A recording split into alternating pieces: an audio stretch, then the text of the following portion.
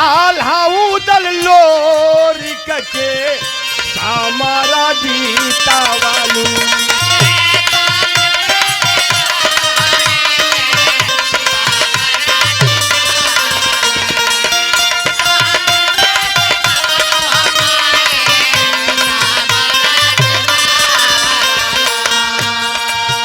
ये देखें,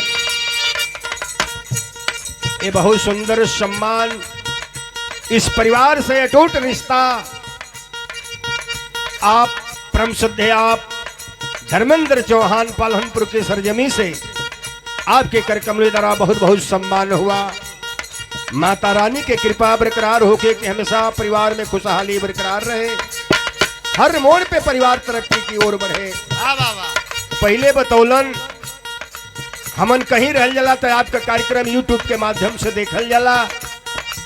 आज हम बहुत बहुत प्रणाम करता रही अपने भाई परिवार लोगन के, सब भैया लोगन के, और बहुत बहुत धन्यवाद देता रही चैनल के माध्यम से RS म्यूजिक राम शरण चौहान चैनल म्यूजिक के कंपनी के बहुत बहुत धन्यवाद देता रही हमारे राम शरण चौहान आप गुरु जी, जो कि आप चैनल के माध्यम से पूरे देश विदेश तक ले इस खबर को पहुंचाते हैं, इस कार्यक्रम को दिखाते हैं। भाई को बहुत प्रणाम।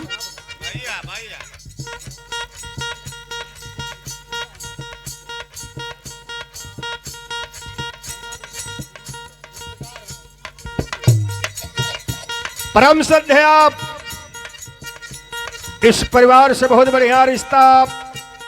श्रृंगी चौहान आप गाजीपुर के सरजमी से उस माता जी की श्रद्धांजलि में परम पिता परमात्मा से फरियादें हजारों हजारों से सम्मान हुआ। माता रानी हमेशा परिवार में खुशहाली बरकरार रखे, और जो आत्मा इस परिवार को छोड़कर परमात्मा के पास विलीन है उस आत्मा को हमेशा सुख शांति प्रदान करें। आप सब भाई के नमस्ते, बंदगी, प्रणाम, आशीर्वाद की कामना रही। वाल्मीकि चोरावा के रहिया बतावनी,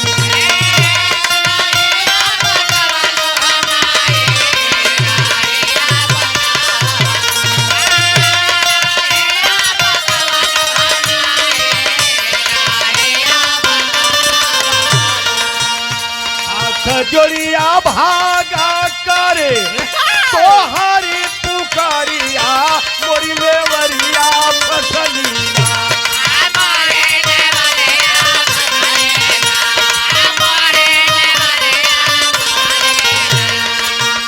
आके कया के बन जा पा तवरिया मोरी लेवरिया फसलिया।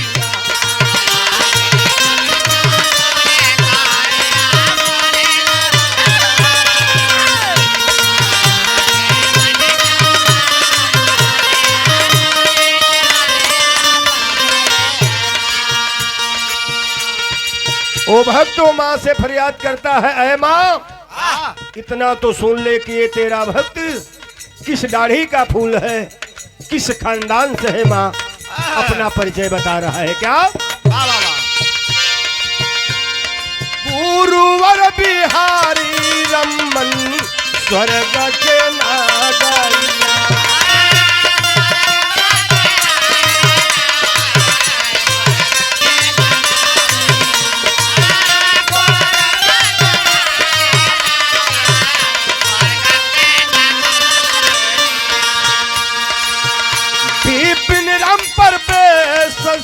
के बिरहा के फुलवरिया,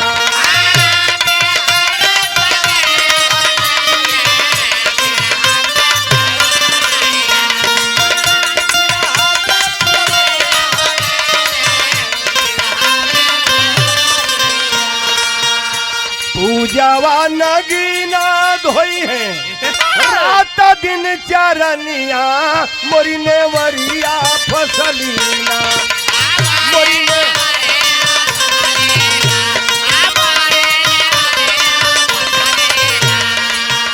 पूजावा नगीना धोई है रात दिन चरनिया मोरी नेवरिया फसलिया।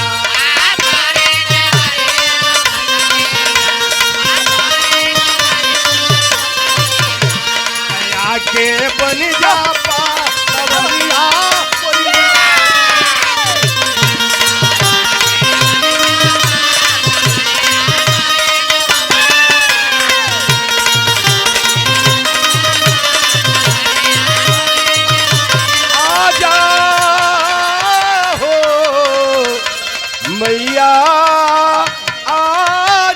तू शारदा भवानी।